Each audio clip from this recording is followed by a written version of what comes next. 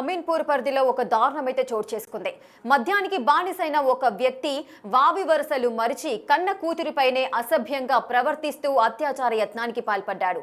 ఆ మద్యం మత్తులోనే అటు అత్యాచార యత్నానికి పాల్పడటము, అడ్డొచ్చిన తన మామ ఎవరైతే ఉన్నారో అతన్ని హత్య చేయడం కూడా జరిగింది. అదేవిధంగా తను తెచ్చుకున్న కత్తితో చంద్రయ్య ఇంటికి వెళ్లి అతనితో పోట్లాడటము, అదేవిధంగా అతనిపై దాడి చేయడం కూడా జరిగింది. ఈ ఘటన హైదరాబాద్ అమీన్పూర్ పిఎస్ పరిధిలో అయితే జరుగుతోంది. మాటలు రాని కన్న కూతురిపైనే అత్యాచార యత్నానికి పాల్పడ్డాడు. అటు బీరంగూడ మంజిర కాలనీలో నిన్న రాత్రి ఈ గొడవ అయితే జరిగింది. అడ్డొచ్చిన బంధువు ఎవరైతే ఉన్నారో అతనిపై కత్తితో దాడి చేశాడు. మద్యం మత్తులోనే అటు అత్యాచార యత్నానికి పాల్పడుతూ హత్య చేసిన సందర్భాలున్నాయి. అయితే నిందితుడు ఎవరైతే ఉన్నారో రామకృష్ణ, అతడు 20 ఏళ్ల కిందట లక్ష్మితో పెళ్లి చేసుకున్నాడు. అతడికి 3 కూతుర్లు, కొడుకుతో మొత్తం 4 సంతానం అతనికి. రామకృష్ణ మద్యానికి బానిసై రోజు ఇంటికి వెళ్లి తన భార్యతో గొడవ పడటము, అదేవిధంగా పెద్ద కూతురు అయినటువంటి ఒక కూతురు అంటే తన 19-20 సంవత్సరాలు ఉన్నటువంటి ఆ పెద్ద కుమార్తెకి మాటలు కూడా రాని పరిస్థితి. అటువంటి మూగ అమ్మాయి మీద అసభ్యకరమైన రీతిలో ప్రవర్తిస్తూ అత్యాచార యత్నానికి కూడా పాల్పడ్డాడు అని కూడా చెబుతున్నారు. అంత మూర్ఖుడైనటువంటి ఒక కన్న కూతురి పైన ఈ విధంగా ఆ అత్యాచార యత్నానికి పాల్పడడం ఇది ఎంతవరకు కరెక్ట్ అంటూ కూడా భార్య తనతో గొడవ పడి పిల్లలందరినీ కూడా తీసుకొని తన పుట్టింటికి వెళ్ళడం జరిగింది. సో ఈ నేపథ్యంలోనే ఇతను ఎవరైతే ఉన్నారో రామకృష్ణ ఆ కోపానికి మద్యానికి బానిసై అదే రోజు నిన్న కూడా తన మామ ఇంటికి వెళ్ళి అటు మామతో గొడవ పడటం కూడా జరిగింది. నిన్న వెళ్ళినప్పుడు కూడా తన మామ చంద్రయ్యతో కూడా గొడవ పడడము, మద్యం మత్తులోనే తనను కత్తితో దాడి చేయడం కూడా జరిగింది. హాస్పిటల్లో అతన్ని జాయిన్ చేపించారు. సో చికిత్స పొందుతూ చంద్రయ్య కూడా మృతి చెందిన సందర్భాలు నెలకొన్నాయి. ఒక ప్రబుద్ధుడు ఎవరైతే ఉన్నారో మద్యానికి బానిసై అటు వావి వరుసలు మర్చి కన్న కూతురిపైనే అత్యాచార యత్నానికి పాల్పడటము, ఒక హత్య చేయడము. సో ఈ ఘటన అంతటిని కూడా వారి యొక్క కుటుంబ సభ్యులు ఏమంటున్నారు, వారి వర్షన్ ఏ విధంగా ఉందో ఒకసారి చూద్దాం. అమీన్పూర్ పోలీస్ స్టేషన్ పరిధిలో బీరంగూడ కాలనీకి సంబంధించి దారుణం చోటు చేసుకుంది. సొంత మామని అల్లుడు హత్య చేసిన ఘటన నిన్న రాత్రి చోటు చేసుకుంది. అయితే ఈ ఘటన జరగక ముందు తన కూతురిపైన లైంగిక దాడికి పాల్పడ్డట్టుగా కూడా తెలుస్తుంది. ఆ కూతురిపైన లైంగిక దాడికి పాల్పడ్డ అనంతరం పిల్లలతో కలిసి కూతురు అంటే భార్య ఎవరైతే ఉన్నారో భార్య తన పుట్టింటికి అయితే రావడం జరిగింది. ఆ తర్వాత నిన్న 3 నెలల క్రితం రావడం, ఆ తర్వాత నిన్న రాత్రి రామకృష్ణ ఎవరైతే నిందితుడు ఉన్నాడో అతను రావడం, ఆ తర్వాత చంద్రయ్య అయితే వాళ్ళ మామనైతే చంపడం జరిగింది. ఇందులో భాగంగానే ఈ ఘటనకి సంబంధించి నిన్న రాత్రి సమయంలో చంద్రయ్య ఒక్కడే ఉండడం ఇంటి దగ్గర, అంటే రామకృష్ణ భార్య ఎవరైతే ఉన్నారో ఆమె లేకపోవడంతో ఈ ఘటన చోటు చేసుకున్నట్టుగా కూడా తెలుస్తుంది. ప్రస్తుతం మనం స్పాట్ దగ్గర ఉన్నాము. దీనికి సంబంధించి నిన్న రాత్రి సమయంలో అయితే ఈ ఘటన చోటు చేసుకుంది. విచక్షణ రహితంగా కత్తితోటి దాడికి పాల్పడ్డారు. అయితే ముఖ్యంగా ఇందులో గమనించాల్సి వచ్చిన విషయాలు ఏంటి అని అంటే 3 నెలల క్రితం భార్యతో కలిసి రామకృష్ణ దాదాపు 20 సంవత్సరాల నుంచి కూడా వివాహం చేసుకొని నివాసం ఉంటున్నారు. అయితే ఆ నివాసం ఉంటున్న క్రమంలోనే 3 నెలల క్రితం తన కూతురు పైన లైంగిక దాడికి పాల్పడ్డట్టుగా కూడా తెలుస్తుంది. అందులో భాగంగానే తన కూతురు పైన ఎప్పుడైతే లైంగిక దాడికి పాల్పడ్డాడో వెంటనే భర్తతోటి రామకృష్ణతోటి గొడవకు దిగింది. ఆ తర్వాత తన పుట్టింటికి కూడా రావడం జరిగింది. వచ్చిన తర్వాత నిన్న రాత్రి సమయంలో తను మద్యం మత్తులో వచ్చి ఆ తర్వాత విచక్షణ రహితంగా రామకృష్ణ మామ పైన చంద్రయ్య పైన అయితే దాడి చేశాడు. ఆ తర్వాత హత్యకు పాల్పడ్డాడు. ప్రస్తుతం మనతో పాటు రామకృష్ణ భార్య ఉన్నారు, నిందితుడి భార్యకు సంబంధించి. వారితో కూడా మాట్లాడదాం, అసలు ఏం జరిగిందో తెలుసుకునే ప్రయత్నం చేద్దాం. అమ్మ, అసలు ఎలా జరిగింది, ఏం జరిగింది, ఏం చెప్తారు? సార్ నేను 3 నెలలైంది సార్ అమ్మల ఇంటికి వచ్చిన. పిల్ల మీద చేయేసిపోయింది కదా, రేపు చేయకపోయింది సార్. రేపు చేయకపోతే ఇంకా నువ్వు వద్దు, ఇంకా నీకు పిల్లలు కనిపిస్తలేరు, భార్య కనిపిస్తలేదు అని పిల్లలను తీసుకొని వచ్చేసిన సార్. 3 నెలలైంది సార్. మధ్యలో 2 సార్లు వచ్చిండు. 2 సార్లు వచ్చినాక ఇట్లనే నాన్న అన్నాడు, ఇద్దరు పెద్ద మనసుని తోలుకొచ్చుకో, నా బిడ్డని నన్ను నా పాలన గండానికే ఉన్నావు, నువ్వు నా బిడ్డ నన్ను చంపుతావు, నన్ను చంపుతావు అని మా నాన్ననే చంపుక తిన్నాడు సార్.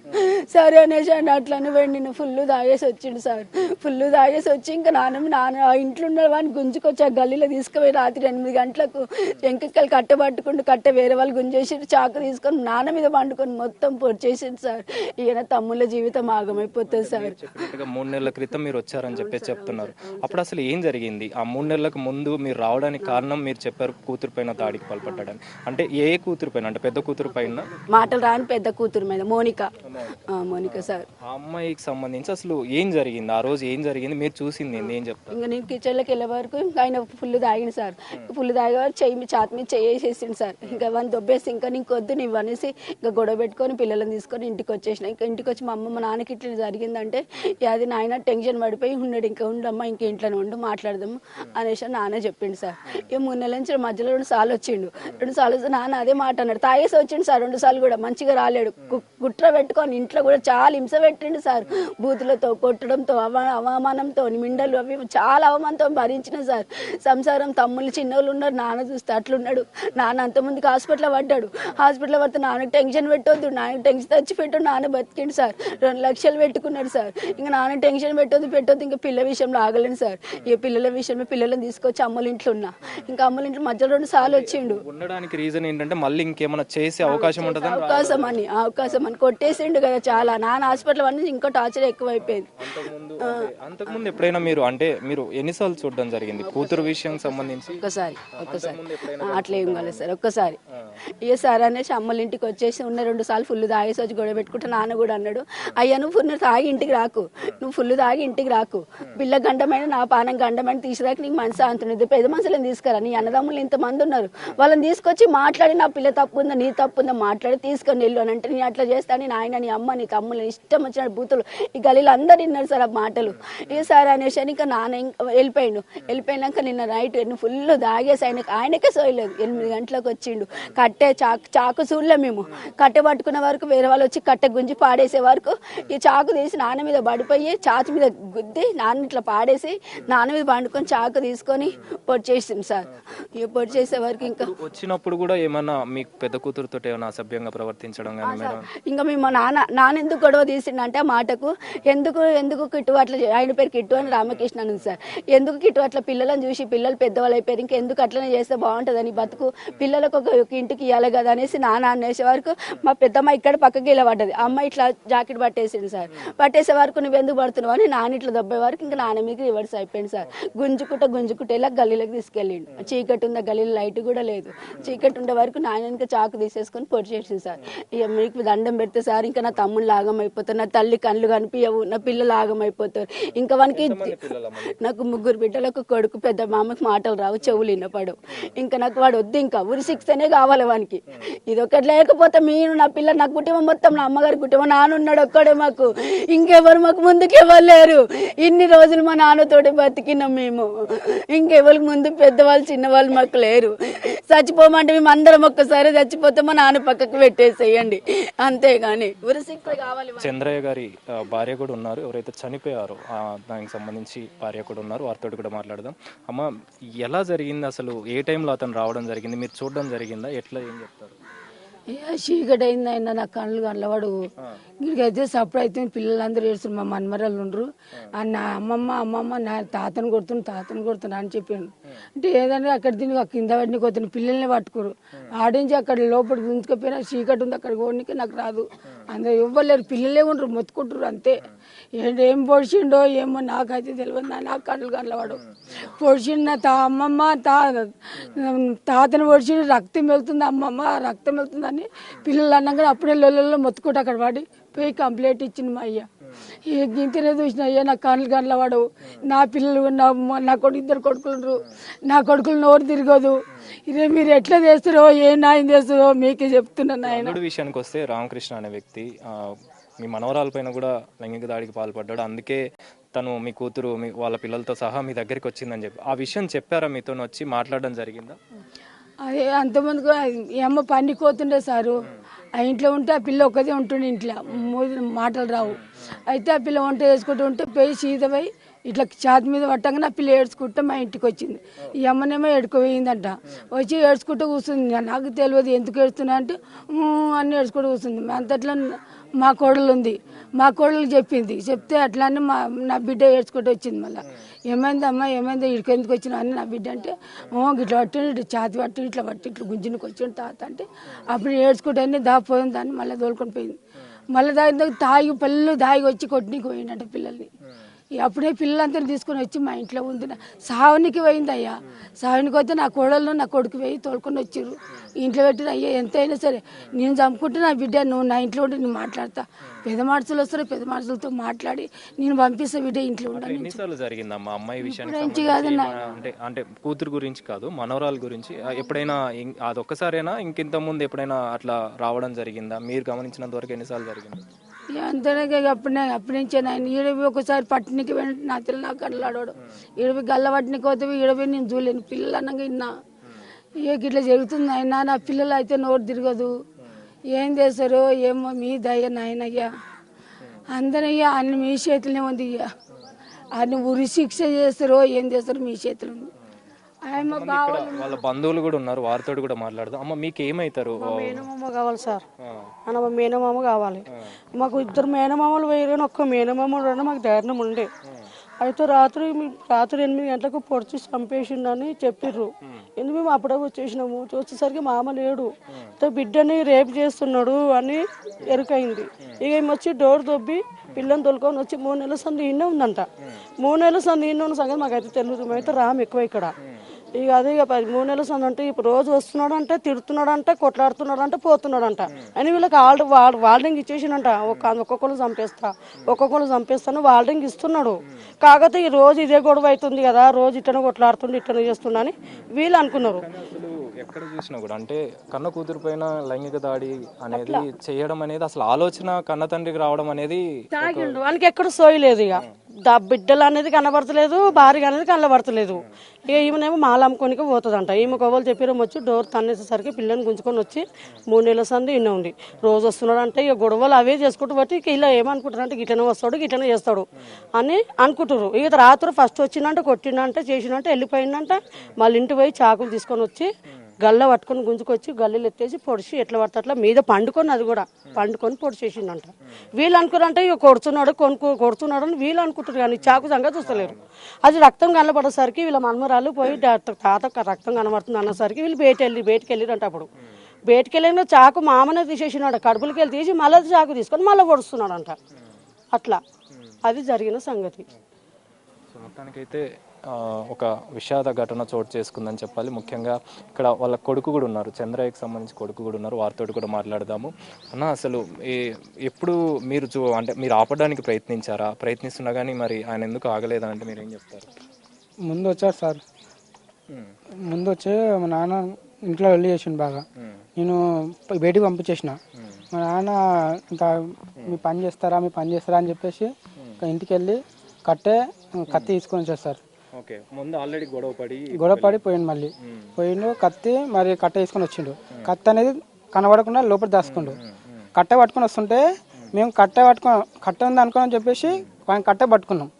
పట్టుకొని తీసి పక్కన వేసే లోపే తీసేసి పొడిచేస్తారు. 9 పోట్లు ఇక్కడ విడిచి ఇక్కడ గుంజంగానే అక్కడ సగం అయిపోయింది సార్.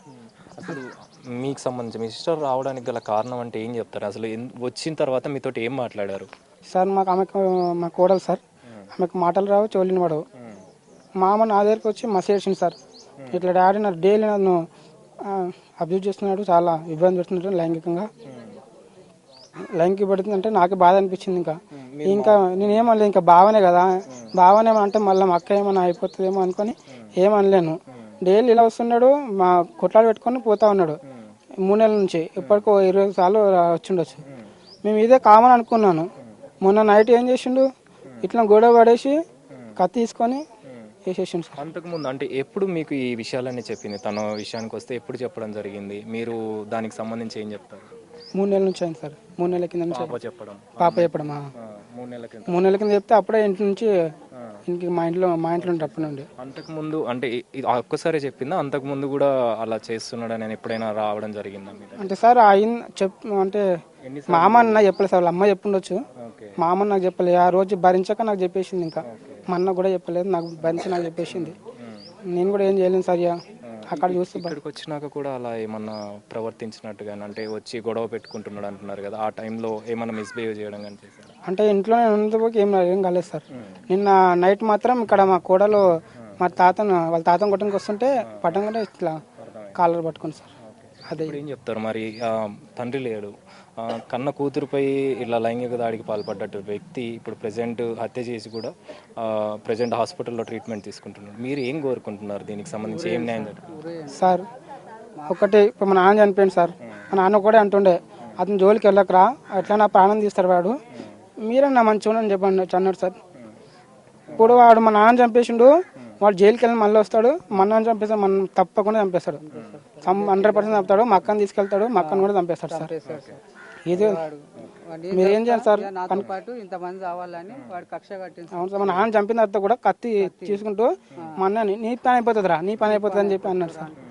మేము అప్పటికి కాలు చేతులు ఫస్ట్ నుంచి ఇలానే ఉండేవాడు? ఆయన ప్రవర్తన ఎలా ఉండేది పెళ్ళైన దగ్గర నుంచి? ఇప్పటికీ అతనికి 3 దొంగ కేసులు ఉన్నాయి సార్. దొంగతనం చేస్తాడు, ఇంట్లోకి వెళ్ళి దొంగతనం చేస్తాడు. ఇప్పటికీ 5 మందిని కొట్టాడు సార్. ఫుల్గా తాగి ఒక కాలు కొట్టేసిండు. ఇంకా అది కేసు కాలేదు కానీ జైలు సంగారెడ్డి జైల్లో 6 నెలలు ఉన్నాడు సార్. 6 నెలలు ఉన్నాడు ఆయన, కానీ బయటకు వచ్చింది సార్. అదే పోకట కొని అంతట్లోనే ఎవరు వాళ్ళ పిల్లలు కలిసి గుంజుకొత్తగా ఆ పిల్ల వచ్చి ఏడ్చింది. ఏడితే ఈ అమ్మాయి నాకు చెప్పింది. ఈ అమ్మాయి చెప్పినప్పుడు వచ్చిన అమ్మ మరి లక్ష్మి నా మాట ఇను, ఆ పిల్లని రేపు చేస్తాడు, నిన్ను చంపుతాడు వాడు, ఎవరినోడు చంపుతాడు వాడు, వాడు మూర్ఖుడు, నువ్వు మట్టుకు పోయి పొజిషన్లో పెట్టు, పొజిషన్లో పెడితే బాగుంటుంది అంటే, లేదమ్మా నా ఇజ్జత్ పోతుంది, పిల్లలు పెద్దగా అయ్యారు, ఇంకోటి మా నాయన చంపుతాడు, మా తమ్ముళ్ళు వీళ్ళిద్దరు అన్నట్టుగా నిన్న మా తమ్ముళ్ళు కొడతారని చెప్పని అట్లా ఆ బిడ్డ అనుకుంటా ఆ మాట దాచిపెట్టింది. ఏం మాట? ఈ అమ్మాయిని రేపు చేసే మాట. అయితే ఇప్పుడు ఈ అమ్మాయి వచ్చి బాగా బెదిరించింది ఆ అమ్మాయిని. ఏందమ్మా అసలు నీ బిడ్డను నువ్వు చూసుకోవా అని చెప్పన్నప్పుడు పోలీస్ స్టేషన్కి వెళ్ళిందంట. వెళ్ళినప్పుడు ఈ మాట చెప్పలే అక్కడ, అటు భార్య భర్తలు కొట్లాడుకున్నామని చెప్పిందంట ఇజ్జత్కు. ఎందుకంటే పెళ్ళి అయ్యే పిల్ల, ఎడ్డి పిల్ల అని చెప్పని అలా ఉంచుకున్నప్పుడు వాడు అంటే కులంలో కూడా ఆ మాట చెప్పలేదు ఆమె. కులంలో చెప్పక ఎందుకు నా ఇజ్జత్ అవుతుంది. అయితే ఒక్కటి సార్, వాడు సంపత అన్నాడు. సంపత అని మా తమ్ముడు చంపేసిండు. 9 పోట్లు 9 బొక్కలు పడ్డాయి. అవునా? అయితే ఇంకోటి వీడు అరే రక్తం కాడుతాం ఉరుకుతుంటా, అరే షాక్తో నిన్ను చేస్తా, ఒక్కొక్కరిని చంపేస్తారా ఇప్పటి సంది అని చాకు పట్టుకుని పోయి ఇలా చేసిన సార్. ఒక్కటి ఏంటంటే సార్, వాడు మళ్ళీ వచ్చినా వీళ్ళిద్దరిని చంపేస్తాడు, గ్యారంటీ ఇస్తున్నా, పేపర్ రాసిస్తా, బాండ్ పేపర్ రాసిస్తా, వీళ్ళిద్దరిని చంపేస్తాడు. తర్వాత అగో ఆ భార్యను చంపేస్తాడు, ఈ ముగ్గురిని చంపేస్తాడు సార్. ఏదో ఆర్థంగా నుంచి బాండ్ పేరు రాయమంటే సంతకం పెట్టిస్తాను నేను, ఇది గ్యారంటీ. ఈ తమ్ముని కూడా మీరు చెప్పండి, మీరు రుచికి చేయాలంతే. అసలు మీరు ఉన్నారా నిన్న జరిగే గొడవ? ఉన్నాను సార్. ఎలా జరిగింది మీరేం చెప్తారు? ఆయన ఫస్ట్ మా మాయ వస్తుంటే వాళ్ళ పక్కన వేరే వాళ్ళు గొడవ పెట్టుకుంటున్నారంట సార్. పెట్టుకుంటుంటే వాళ్ళు మా మాయ వస్తుంటే జలికారంట. ఎందుకు అట్లా నన్ను ఇది చేస్తున్నారు, నేనేమో అనలేదు కదా అని చెప్పేసి అంటే వీళ్ళ డాడీ ఎక్కువ చేసిందంట. ఈ అమ్మాయి వచ్చి మామ అత్తమ్మ డాడీ తాతను కొడుతున్నారు అని చెప్తే మా ఆయన పోయి మా మామని గుంజుకొచ్చాడు. గుంజుకొచ్చాక ఇంట్లో వేసిన తర్వాత సార్ ఆయన వచ్చిండు, వీళ్ళ డాడీ ఇంకా ఆయనని తీసుకొని వచ్చిండు. వస్తే మేము అందరం అన్న ఇప్పుడు వద్దు, తాగున్నాం, వెళ్ళిపో, మీ ఇంటికి వెళ్ళిపో, రేపు పొద్దున్నరా అంటే నా లక్ష్మి అంటే ఇప్పుడు లేదు మీ భార్య, తర్వాత రప్ప పొద్దున్న రప్ప అని చెప్పేసాను. అంతే మా మాయ కొంచెం పోరా అని ఇట్లా దొబ్బేసింది సార్. ఇక అంతలో సార్ ఇంటికి పోయాడు, కట్ట పట్టుకొని వచ్చాడు. ఇక కట్ట పట్టుకొని మా మామ ఇంట్లో అన్నం తింటుండు సార్. గల్ల పట్టుకొని బయటకు గుంజుకొచ్చి ఆ కట్టతో కొడుతుంటే మా ఆయన కట్ట గుంజేసిండు. మా ఆయన కట్ట గుంజేస్తే వాళ్ళ ఇంట్లో నుంచి కత్తి తీసుకొని పొడుచు చంపేశాడు సార్ మా మామని. అక్కడ చిమ్మ చీకటి ఉంది సార్, అక్కడ వరకు ఏ నుంచి ఇంట్లో నుంచి పడితే అక్కడ వరకు గుంజుకుపోయాడు. పొడిచి చంపుతాం. మా ఆయన మా మరిది వేలు కొట్టకూడదు అని మేము కొడుతున్నాం. ఆ రెడ్ గాడుతుంటే ఆ బ్లడ్ చూసి అప్పుడు నేను ఫుల్ అరిస్తే వాళ్ళు బ్లడ్ చూస్తే ఆయన గల్ల బట్టి లేపుతుంటే కూడా లేవట్లేదు సార్. లేచి మళ్ళీ గట్టిగా పొడిచాడు ఇక్కడ మా మాయకు. అంటే సార్ మీకు దండం పెడతామా, మా ఆయన అమాయకుడు, మా మరిదికి ధైర్యం లేదు, మా అత్తమ్మ కళ్ళు కనిపించ ఉంది సార్. వాడు పొడిచి చంపాక కూడా మీ ఇప్పటి నుంచి మీ అందరూ చంపుతా పిల్లల కడకలని వార్లింగ్ ఇచ్చుకుంటూ వెళ్ళాడు సార్. మాకు ఎవరు ధైర్యం లేదు సార్. మా తాత ఒక్కడే ఉండు, ఆయన పోయిండు. ఇప్పుడు మీకు దండం పెడతాం, ఆయనకి ఉరిసిచ్చనండి. మాకు భయం అవుతుంది. మా ఆయనకు ధైర్యం లేదు, మా మరిదికి ధైర్యం లేదు. మా మామ ఒక్కడే అనుకున్నా సార్. లేదు సార్, ఆ అమ్మాయిని అయితే చాలా హింస పెట్టాడు సార్. ఆ అమ్మాయి నాతో చెప్పుకుందా, మేనకోడలమ్మ, మా ఆడబిడ్డ అమ్మ, ఏడుగు మేనకోడలు. వాళ్ళ తల్లికి చెప్పలేదు కానీ నాకు చెప్పింది సార్. ఈ రూమ్లోకి తీసుకెళ్ళాడంట, అమ్మాయి వంట చేస్తుందంట సార్. చేస్తుంటే ఇంకా నువ్వు చెల్లి పట్టుకున్నాడంట, డ్రెస్ చెప్పన్నాడంట సార్. వీళ్ళు వెళ్ళి డోర్ కొట్టి అమ్మాయి వస్తే ఉరుక్కుంటూ వచ్చి నాకు చెప్పింది. అన్నీ చెప్తాను నాకు. ఏమంటే ఇట్లా డాడీ వేసిండు అని చెప్తే మా వదిన వచ్చింది. అప్పుడే నేను మా వదిన తిట్టా, ఇంట్లో లేవా పిల్లని పట్టించుకో అది ఇది అంటే, మా వదిన ఇక్కడ ఉంది. అప్పటి నుంచి గొడవలు స్టార్ట్ సార్. వస్తాడు, ఇంట్లో గిన్నెలు ఎత్తేస్తాడు, అవి ఎత్తేస్తాడు, మమ్మల్ని ఇడతాడు, మా ఆయన కొట్టాడు, మా అత్తమ్మ కళ్ళు కనిపి ఆమె కూడా కొట్టాడు. 3 నెలల నుంచి అదే సార్, వారానికి ఒక్కసారి వస్తాడు.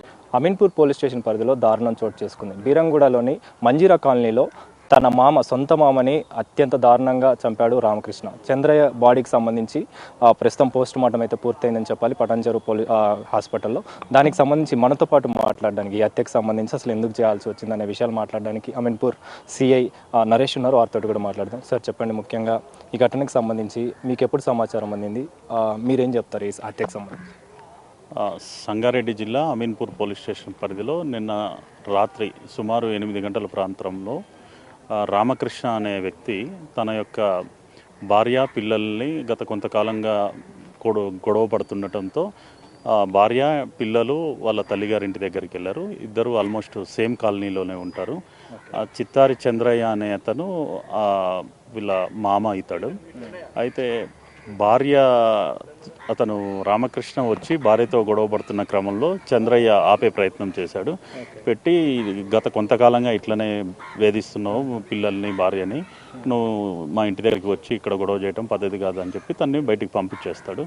ఈ క్రమంలో తను దగ్గరలో తన ఇల్లుంది కదా, ఇంటికి వెళ్ళి ఒక 30 మినిట్స్ తర్వాత మళ్ళీ ఇక్కడికి వచ్చి మామ వాళ్ళ ఇంటి దగ్గరకు వచ్చి ముందుగానే కత్తి తీసుకొని వచ్చినాడు.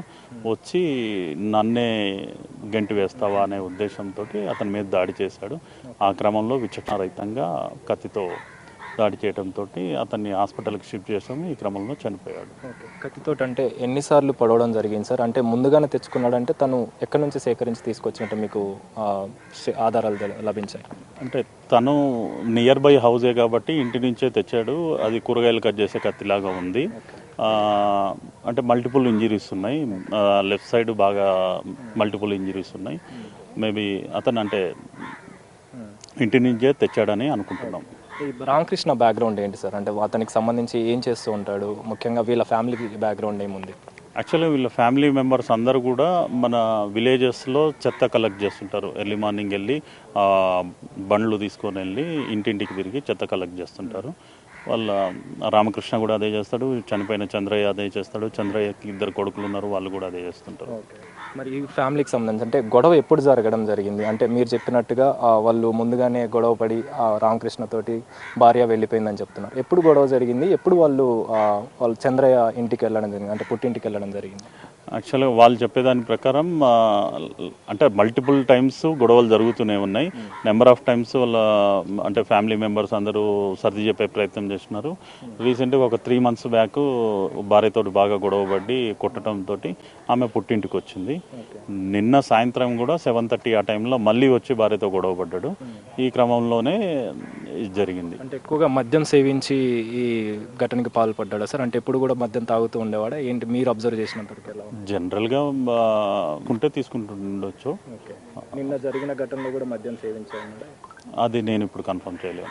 ఇప్పుడు ఎలా ఉంది సార్? అంటే పోస్ట్ మార్టం పూర్తయిన చంద్రయ్యకి సంబంధించి, రామకృష్ణకి సంబంధించి ఈ గొడవలో గాయపడ్డట్టుగా కూడా తెలుస్తుంది. అతని పరిస్థితి ఎలా ఉంది? తనని ఎప్పుడు మీరు అదుపులోకి తీసుకునే అవకాశం? అతను అంటే నిన్న జరిగిన గొడవలో ఇతన్ని మల్టిపుల్ టైమ్స్ పొడవడంతో ఆ క్రమంలో చుట్టుపక్కల ఉన్న వాళ్ళందరూ ఆ రెస్క్యూలో ఇతను వెళ్ళి పక్కనే ఉన్న బండల మీద పడడంతో అతనికి కూడా లైట్గా హెడ్ ఇంజరీ అయింది. ఇమ్మీడియట్లీ అతన్ని సంగారెడ్డి గవర్నమెంట్ హాస్పిటల్కి పంపించాము. అక్కడ ట్రీట్మెంట్ తీసుకుంటున్నారు. కేసుకి సంబంధించి ఏం చెప్తారు? అది మృతుడి యొక్క కూతురు ఎవరైతే రామకృష్ణ వైఫ్ ఉందో ఆమె కంప్లైంట్ ఇచ్చింది. దాని మీద మర్డర్ కేసు రిజిస్టర్ చేశాము, విచారణ చేపడుతున్నాం.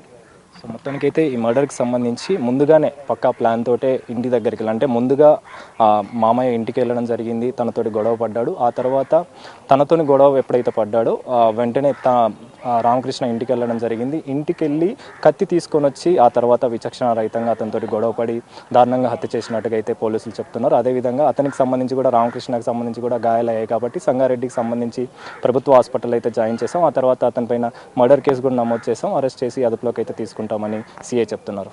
కెమెరా పర్సన్ హరీష్తో కలిసి అనిల్, బిగ్ టీవీ, పటాన్ చెరువు నుంచి.